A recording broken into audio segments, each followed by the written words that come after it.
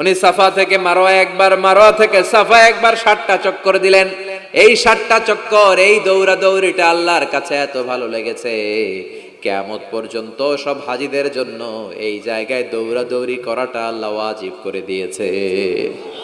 এটা না করলে আপনার হজই হবে না, এখানে দৌড়াদৌড়ি করা ওয়াজিব। দেখেন ওনার ওয়াইফের কাজ কত বরকতময়, উনি দৌড়াদৌড়ি করছেন, এখন আমাদের হজে যে দৌড়াদৌড়ি করা লাগে। সুবহানাল্লাহ পড়বেন না? সাইয়েদনা ইসমাঈল আলাইহিস সালামকে মরুভূমির মধ্যে রেখে উনি দৌড়াদৌড়ি করলেন, পানি নাই, পানির অভাব, দৌড়ে আসলেন, এসে দেখে সাইয়েদনা ইসমাঈল আলাইহিস সালামের পায়ের ধাক্কায় জমজমের পানি বের হতে শুরু করছে, কল কল কল কল করে আওয়াজ।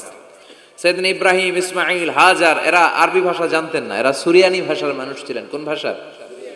সুরিয়ানি ভাষা।